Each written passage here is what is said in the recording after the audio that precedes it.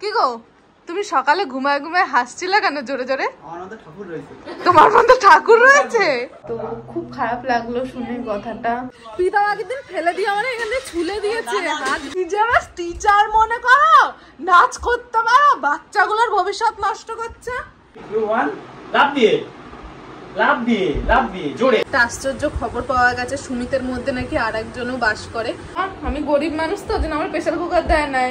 তুই রান্না ভরসা পাচ্ছি না খাওয়ার।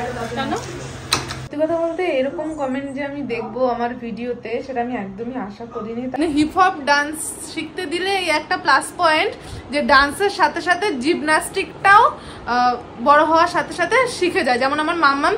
Flashback. Hi guys, good evening. কেমন আছো তোমরা সবাই? আশা করছি ভালো আছো, আর আমিও অনেক ভালো আছি। তো চলে এসেছি আমার একটা ইন্টারেস্টিং ব্লগ ভিডিওর সাথে। আজকের ব্লগটা আমি এখন থেকে স্টার্ট করছি। আজ হলো বৃহস্পতিবার আর এখন বাজে প্রায় 4টে, তো বেজেই গেছে অলরেডি।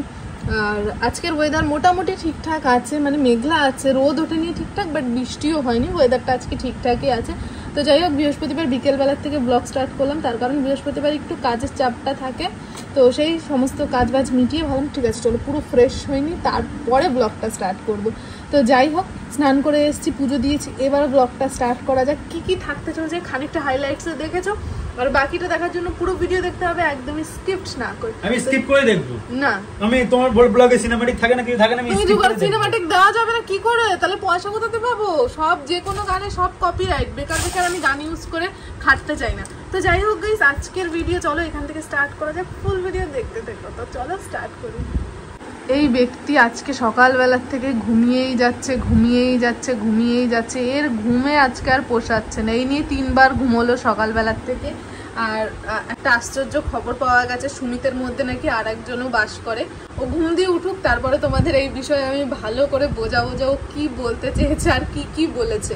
তো চলো এবার বাড়িতে কে কি করছে সেটা তোমাদের দেখাই। এ তো ঘরের মধ্যে ঘুমোচ্ছে, তোমাদের দেখালাম। আর এই জাস্ট পুজো দিয়ে উঠলাম, এই যে বেশিক্ষণ হয়নি, জাস্ট এই মাত্র পুজো দিলাম, যেহেতু সব কাজ গুছিয়ে তারপরে পুজো দিয়েছি। তো পুজো দেওয়াও হয়ে গেছে। আর মাম্মাম গেছে অনন্যাদের বাড়িতে, ও ভাত খেয়েই চলে গেছে। ওর ওই বাড়িতে থাকতে ইচ্ছে করছে, ঘুমোয়ও নি, সকালে স্কুল দিয়ে এসেছে, ঘুমোয় নি। এখানটা দিদি রেডি হচ্ছে রিহার্সালে যাওয়ার জন্য। রাহুলদা এখানে রেডি হয়ে গেছে অলরেডি। আর আমাদের রিহার্সাল 6টার থেকে, বাট মাম্মামদের 4টের থেকে শুরু হবে, তার জন্য এরা আগে আগে চলে যাচ্ছে। মাম্মামকে নিয়ে যাবে অনন্যাদের বাড়ির থেকে, আর সুমিত উঠলে আমি আর সুমিত যাবো একটু পরে। মনে করে কোটা নিয়ে যাবে কিন্তু। হ্যাঁ, ওই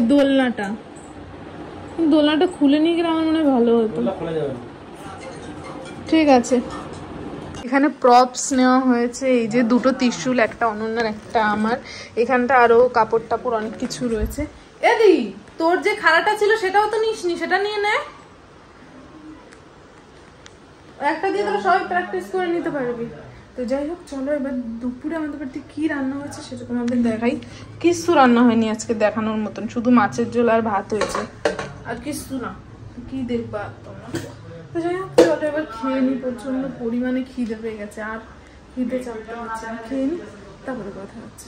শিয়াবুড়ি, টাক বলা যাবে না তোমাকে। তুমি টাক এতক্ষণ হাসছিল, তুমি যে টাক বলে তো কান্না শুরু করে দিয়েছে। তুমি বাড়ি এসেছো অবশেষে? অবশেষে ও ভালো ছিল, তুমি টাক বলে দিল। আমরা মিস করেছি। চুল উঠে গেছে, বুঝে গেছে, চুল আমার থেকে বড় বড় হয়ে গেছে। এটা হাসি দাও তো, ফুকি হাসি দাও তো, ফুকলি হাসি দাও তো। হ্যাঁ, ছাতা টাক বলছরা, কিছু ধরতে পারছ না। দুধ ছাতা ভাল লাগে না। টাটা। আর টাকে হাত বোলাতে হবে না, যাও মা। এক করিস না কিন্তু আবার তোর বর ভুলভাল নাচে, সবচেয়ে বাজে নাচে প্রীতম। আগের দিন আমার ফেলে দিয়েছে, দেখ প্রীতম আগের দিন ফেলে দিয়ে আমার এখানে ছুলে দিয়েছে, হাত ব্যথা। হাতগুলো দিলে পিছনে দেবো, তাহলে সিরিয়াস না, আমি এমনি বসে আছি, আমি উঠবে না, প্রতিদিন উঠবে না, কাল উঠবে কি? আমি এমনি হাতও দিইনি, যে ব্যালেন্স ফেলে আমার হাত ভেঙে দিয়েছিস তুই।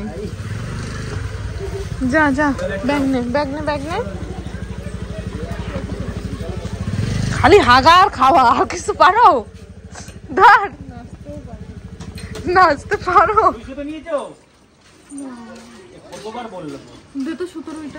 এখন বেজে গেছে 5:30 কিংবা 5:45 হতে পারে, খেয়াল করিনি আমি, কিন্তু 5:30টার বেশিই বাজে।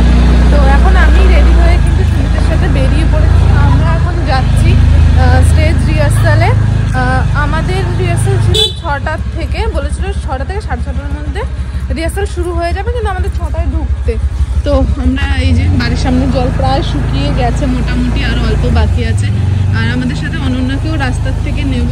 তো চলো স্টেজ রিহার্সালে কী হচ্ছে সেটাও দেখাবো। ফাইনালি কিন্তু আমাদের হয়ে গেছে। মাম্মামের জন্য আর চিকির জন্য খাবার নিয়ে নিয়েছি, খিদে পেয়ে গেছে ওদের, মানে অনেকক্ষণ ধরে প্র্যাকটিস। না তুমি না, খবরদার একটাও হাত দিবি না, আমি চালাবো গাড়ি। উল্টে যাবে তাহলে গাড়িওয়ালা, মানে ঠিক আছে চাবি দাও, আমি চালাই। এটা না থাকলে ওটা নেওয়া যাইতো, নেওয়া যাবে না। এখন ওয়েট করব, অ্যাসিস্ট্যান্ট যায়নি, দাঁড়িয়ে রয়েছে। এখন আমরা যাবো, লেট হচ্ছে, কিন্তু যেতে পারছি। ফাইনালি কিন্তু বাড়িতে চলে এসেছি। বাড়িতে আসার সময় মাম্মাকেও নিয়ে এসেছি। এই যে হলো আমার পকা, চিকিদের বাড়িতে ছিল, চিকিদের বাড়ি থেকে নিয়ে এসেছি। কি 10 তারিখে বাবুর জন্মদিন? তো বাবুদার জন্মদিন? হ্যাঁ। আবার কিছু দেওয়া লাগবে। কি দিয়েছিল জানা? ও বিছানার চাদরটা তুলবো, প্যাক করবো, দিয়ে দেবো। আমার দরকার নেই বাবা, আমি গরিব মানুষ তো, যেন আমার প্রেসার কুকার দেয় নাই। আমিও যা দিয়েছি তাই ফেরত দিয়ে বলবে না যে রান্না করতে পারে না, তার জন্য ঠিক আছে, রান্না করতে পারি না বলে প্রেসার কুকারটা দরকার ছিল বাবুদা। লাগবে না আমার, আমার লাগবে না। তোমার বিছানার চাদর তোমার জন্মদিনে যদি আমি প্যাক করে না দিয়ে দিয়েছি। এখানে আমার মামাম জিমন্যাস্টিক শিখছে, মানে হিপ হপ ডান্স শিখতে দিলে এই একটা প্লাস পয়েন্ট, যে ডান্সের সাথে সাথে জিমন্যাস্টিকটাও বড় হওয়ার সাথে সাথে শিখে যায়। যেমন আমার মামাম এখন থেকে front roll, back roll, bridge আর হেডস্ট্যান্ড চেষ্টা করছে, মানে টুকটাক মোটামুটি সবকিছু চেষ্টা করছে। কিন্তু ব্যাক ফ্লিপও করতে পারে একটু সাপোর্ট দিলে। এই দেখো ব্যাক ফ্লিপও করে দেবে একটু সাপোর্ট নিয়ে। 3 2 1 লাফ দিয়ে, লাফ দিয়ে, লাফ দিয়ে জোরে। আরেকবার মামা লাফ দাও জোরে। 3 2 1 গো। আমার হাত ধরছে কেন? নিচে হাত ফেলতে হবে। ঠিক আছে, আমি ক্লাসে ক্লাসে ভালো করে। মানে এইভাবেই কিন্তু হয়।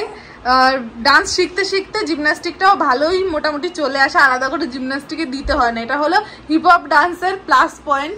হিপ হপ না, western. I am sorry because I am not কি বলে, হ্যাঁ আই এম নট টিচার। আমার আবার বলবে নিজে টিচার মনে করো, নাচ করতে পারো, বাচ্চাগুলোর ভবিষ্যৎ নষ্ট করছে। এটা কোনো কথা? আমি কোনো ভিডিওতে বলি না আমি নাচ শেখাই, তারপরেও কেন যে আমার উপর এত লোকের এত শত্রুতা? তাই ব্রিজ করতে পারো? আমি তো শোনা বাবা, আমি ওরে বাবা এই কি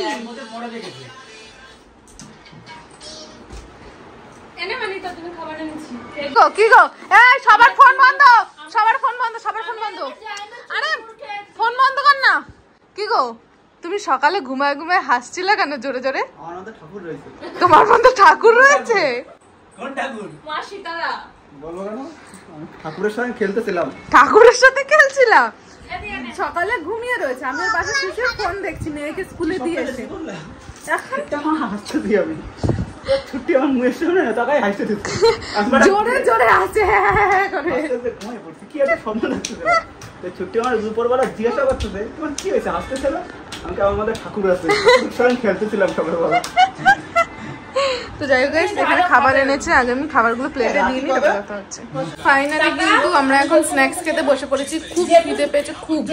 এই দেখো এই যে হলো গিয়ে পকোড়া, আলু মাখা, ফুচকা, ফুচকার জল।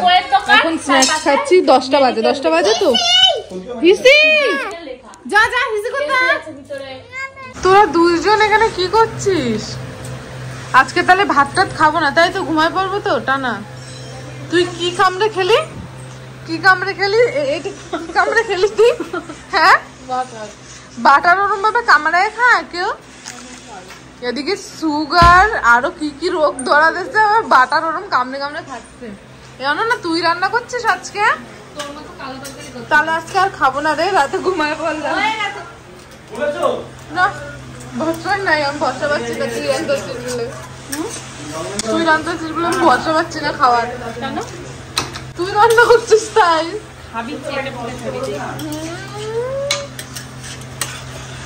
মোটামুটি তো এখন বেজে গেছে রাত 11:30। এখনো আমাদের বাড়িতে রান্না চলছে, অনন্যা রান্না করছে, যেমন তোমাদের দেখালাম।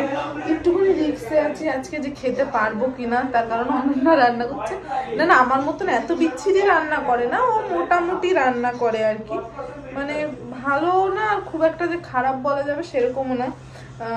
তার জন্য আমি আজকে রিস্ক নিচ্ছি না, আমি এখন শুয়ে পড়বো, আমি আজকে খাবো না। আর আমার এমনিতেও চিকেন ভালো লাগে না।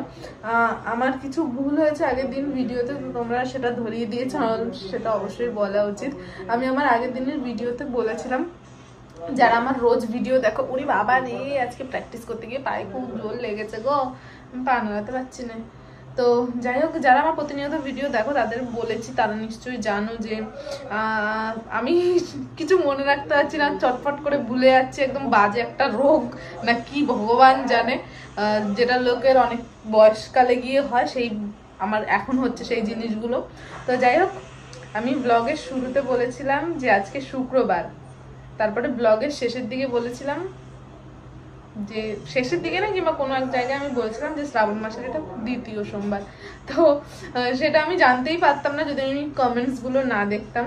তো এখানে আমাকে কমেন্ট করেছে, ব্লগের শুরুতে বললে আজ শুক্রবার, আবার বললে যে শ্রাবণ মাসের তৃতীয় সোমবার, সত্যি হাসিও পায় এসব মানুষের ভিডিও দেখলে।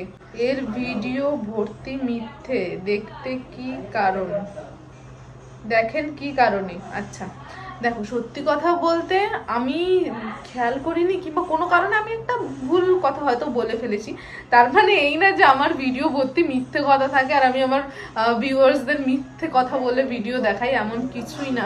যারা আমার ভিডিও দেখে শুরুর থেকে, এমনি এমনি আমার এতটা ফলোয়ার্স হয়নি। আমার ভিডিও যদি খুব খারাপ হতো, কিংবা আমার ভিডিওতে আমি কোনো খারাপ মেসেজ দিতাম, অবশ্যই আমার কোনো না সময় কোনো গিয়ে আমার কথা শুনতে হতো, কিংবা আমার একটা সময় গিয়ে চ্যানেলটা বন্ধ করে দিতে হতো, কিন্তু সেরকম কিছু হচ্ছে না, কারণ আমার ভিডিও থেকে আমি কখনো কাউকে নেগেটিভ কোনো কিছু দেখাই না, কিংবা আমি চেষ্টা করি যে যতদূর সম্ভব আমি ঠিকঠাক করে করতে। তো আপনার এই কমেন্টটার সাথে আমি একমত একদমই হতে পারলাম না।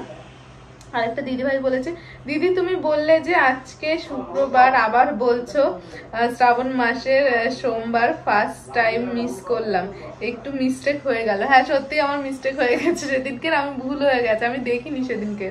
ও আর একটা ইম্পর্টেন্ট জিনিস, যেটা সমস্ত কিছু দিয়ে আলাদা, সত্যি কথা বলতে এরকম কমেন্ট যে আমি দেখবো আমার ভিডিওতে, সেটা আমি একদমই আশা করিনি। তার কারণ মানে হ্যাঁ, আমি ভাবতে পারছিলাম যে এই ধরনের কমেন্ট আসবে।